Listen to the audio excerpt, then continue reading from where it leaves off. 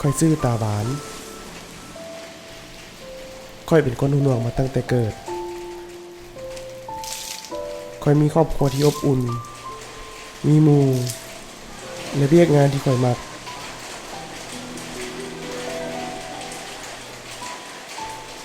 ค่อยบ่เสียใจที่เกิดมาเป็นแบบนี้ถึงแม้ว่าหลายๆคนจะคิดแตกต่างกันก็ตามนี่คือเรื่องราวของค่อย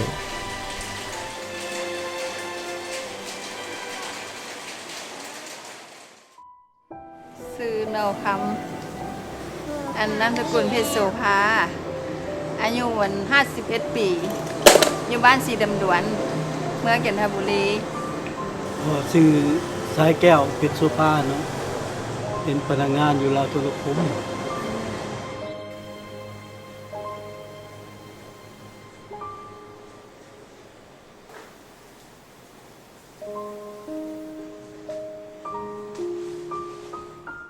แม่น่ะอยู่บ้านละขายเครื่องขายมันขวน มีลูก2 คนมีผู้ชายผู้หนึ่งผู้หญิงผู้หนึ่งผู้หญิงหันละอันเหตุการณ์อยู่ลาวโทรคมแต่ผู้ชายล่ะเฮ็ดอยู่อันนมส้มสาวบ้านแต่ว่าเป็นคนพิการเว้าบ่ได้หูหนวกกับป้ากึก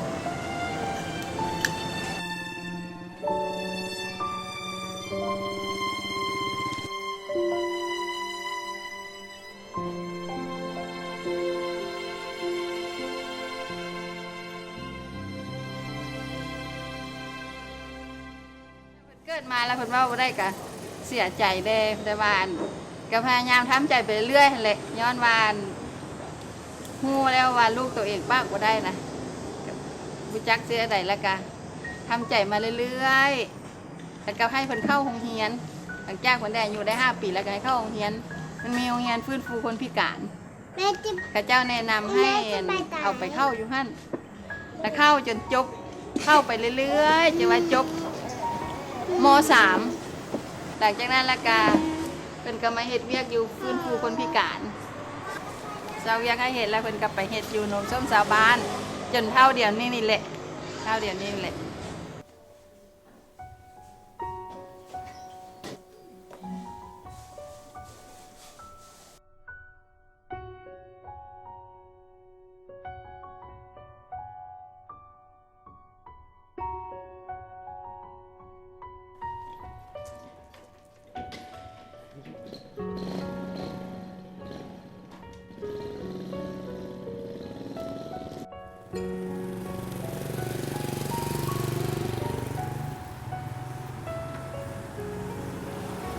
ตาหวานวะคนนิสัยดีเฮ็ดเวียกซอยพ่อแม่แต่ว่าพิการก็ยังเฮ็ดเวียกซอยพ่อแม่มีบางครั้งก็ท้อแท้เพราะว่าเวลาเฮาสิ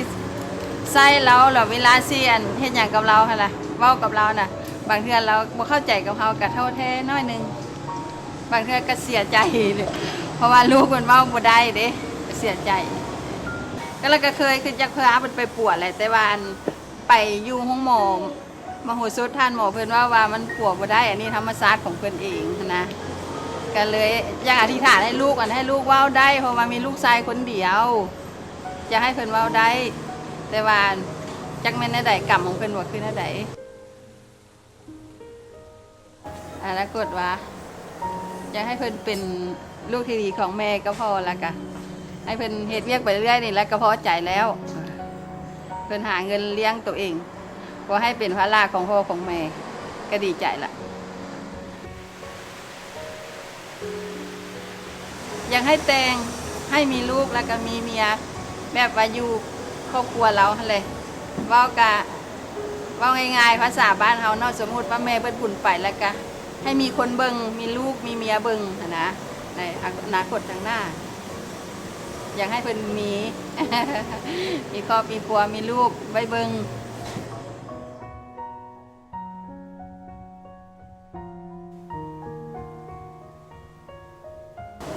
เสียใจอยู่ เสียใจที่ว่าลูกว่าบ่ได้เสียใจแต่ว่าดีใจที่เพิ่นเกิดเป็นลูกแม่ดีใจ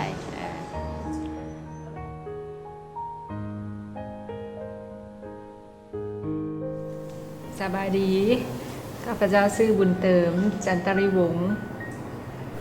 เป็นประธานสมาคมคนหูหนวก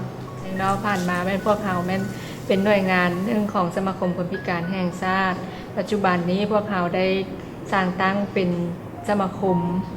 เอกราชแล้วเนาะจากกระทรวงภายในภารกิจก็คือส่งเสริมให้คนหูหนวกและหูตึงมีส่วนร่วมในการสร้างสรรค์พัฒนาประเทศชาติปัจจุบันนี้สมาคมของพวกเรามีสมาชิกทั้งหมดในนครหลวงเวียงจันทร์221 คน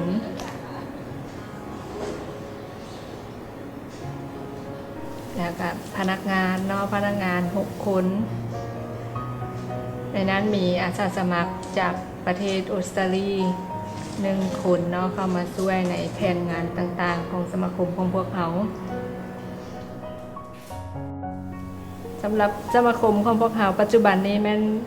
เฮ็ดหน้าที่มีอย่างแด่ก็คือปกป้องสิทธิความเสมอภาพของคนหูหนวกและหูตึงในขอบเขตทั่วประเทศ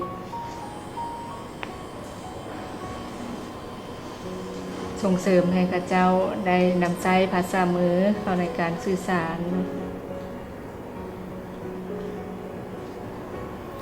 นอกจากนั้นพวกเขาก็ยังค้นคว้าภาษามือเพื่อให้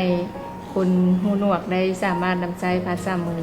ใหม่เข้าในการสื่อสาร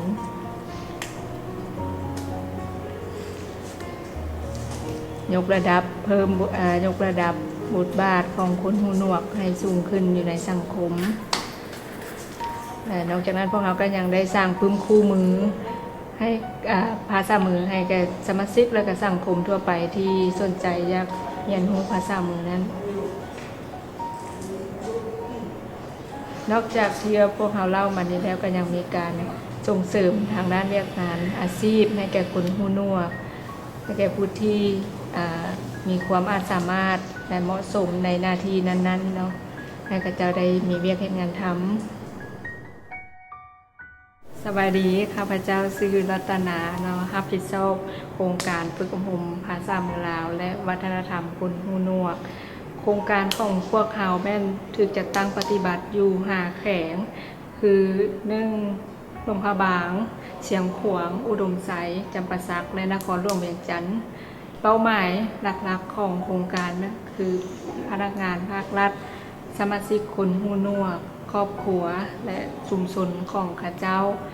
เพื่ออยากให้ข้าเจ้าได้รู้ได้เข้าใจเกี่ยวกับภาษามือวัฒนธรรมของคนหูหนวก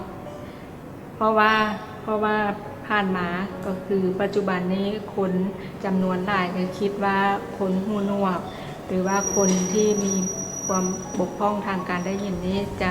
บ่สามารถเฮ็ดเวียกเรียนหนังสือคือกับคนทั่วไปได้เนื่องจากปัญหาทางด้านหูในการปากเว้าแต่ความจริงแล้วพวกเขาเหล่านั้นสามารถเฮ็ดเวียกได้สามารถเรียนหนังสือและก็มีชีวิตคือกับคนเฮาทั่วไปถ้าหากว่าสังคมของพวกเขาให้โอกาสแก่เขาเจ้าเหล่านั้นเนาะปัจจุบันนี้สมาคมคนหูหนวกของพวกเขาแม่นยังต้องการการช่วยเหลือจากสังคมก็คือบรรดาท่านเนาะบ่ว่าจะเป็นทางด้านวิชาการทางด้านอุปกรณ์หรือทุนหอนในการจัดตั้งปฏิบัติโครงการต่างๆเนาะที่จะช่วยให้พัฒนาคนหูหนวกอยู่ในลาวนี้ให้มีความเข้มแข็งและก็สามารถเท่าเทียมกับสังคมทั่วๆไปถ้าหาก